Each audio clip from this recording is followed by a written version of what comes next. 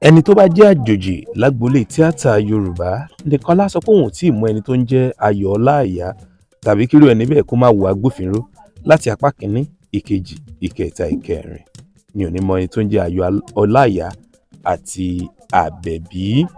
ẹ ǹlẹ́ o ẹ̀yin èèyàn wa ẹ káàbọ̀ sórí ìkànnì yìí lẹ́yìn ìtàgé níbi tá a ti ń ṣe àtúpalẹ̀ sinimá yorùbá fún yín bóyá àwọn sinimá tá a ṣẹ̀ wò èyí tá a ti wò tipẹ́ èyí tó ń bọ̀ lọ́nà ni ibi báyìí la ti ń ṣàtúpalẹ̀ tí èyí bá jẹ́ ìgbà àkọ́kọ́ tí ẹ̀yin kan ṣalábàpàdé ìkànnì yìí nǹkan tí ẹ ní láti ṣe ni pé kẹ́ ẹ bá hit subscribe button yẹn ẹ̀yin subscribe sí bíbá yìí ká lè máa mú wá fún yín lọ́kàn òjọ̀kan bó ṣe ń lọ kí wá ní ìta àtúmú wá ní dédé àkókò yìí ẹlẹ́rìí ìpín ṣe mọ̀ pé mo ti sọ kọjá nínú fọ́nrán mi kan ìṣáájú wípé ẹlẹ́rìí ìpín di méjì ẹ̀rù ń bà kan ìkan rèé báyìí tí mò ń sọ yìí tó ń ṣò lórí Yorùbá Premium ìkan ṣò lọ́dọ̀ Olóòótọ́ Premium ó dà bó bá ṣe ń lọ màmá mú wá fún yín ẹlẹ́rìí ìpín ni eléyìí ó dùn ó nítumọ̀. True to its title ẹlẹ́rìí ìpín Witness of Destiny, the movie revolves around faith and the unseen forces that guide human lives. The story is deeply rooted in the family lineage with recurring references to parents, children, and ancestral bond shaping the character's choice. As the plot unfolds, hidden truths and dangerous secrets threaten family unity.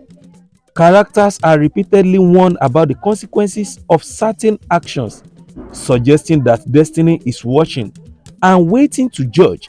The introduction of a second wife storyline further complicates relationship, igniting jealousy, rivalry, and spiritual imbalance.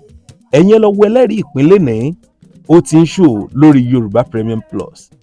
Ẹ wo itú tí Ayọ̀ Ọláìyá pa àti Fisayo Abebi. Ẹ wo itú tí wọ́n pa ń bẹ̀. Sinimá eléyìí dùn ó nítumọ̀ dáadáa. Ṣẹ́yìn ń retí apá kejì àbẹ́ retí apá kejì. Sí ìwọlẹ̀ yìí lérò pé nínú ẹlẹ́rìí ìpín yìí ó mú mi gan nígbà tí wọ́n ṣò sí yẹn ẹ̀rù bà mí àyè mi já sí ìwọ ni. Àbẹ́yìn ò tí ì wò rárá a kì í ṣú ẹ̀ ń bí báyìí orí Yorùbá Premium nìkan lẹ́tí lè wo ẹlẹ́rìí ìpín tẹ́ ẹ bá ti wò ń bò míì ẹ̀dá sinimá ni ìyẹn ò dẹ̀ bójúmu. Ṣé ẹ lè rétí sinimá yìí ní 10/10 àwa ti rétí ẹ lọ́dọ̀ wa ẹ̀yin ẹ lọ wò tẹ́ ẹ báyìí tí ì wò kẹ́ ẹ padà wá sórí ìkànnì yìí lẹ́yìn ìtàgé kẹ́ ẹ wá rí ìtẹ̀.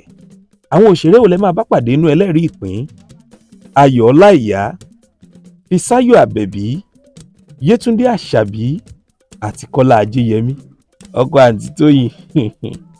ẹlẹ́rìí ìpín tí ń ṣò lórí Yorùbá Premium Plus lórí YouTube ẹ lọ síbẹ̀ kẹ́ ẹ lọ wò ẹ jẹ́ gbádùn ẹ̀. Ẹ má gbàgbé o ẹlẹ́rìí ìpín kan náà tún ṣò lórí Olóòótọ́ Premium. ẹlẹ́rìí ìpín di méjì ẹ̀rù ń bà kan títí ìgbà míì tá a tún máa fi pàdé lẹ́yìn ìtàgé lórúkọ ìkànnì yìí níbi tá a ti ń review àwọn Yorùbá film fún yín. Bẹ́ẹ̀ni bá jẹ́ ìgbà àkọ́kọ́ tí ẹ̀yin kankan ṣalábàpàdé ìkànnì yìí ẹ má gbàgbé láti ṣe kíni láti bá wa pín káàkiri kẹ́ ẹ dẹ̀ subscribe sí bíbá ẹ ṣé gan-an God bless you so much.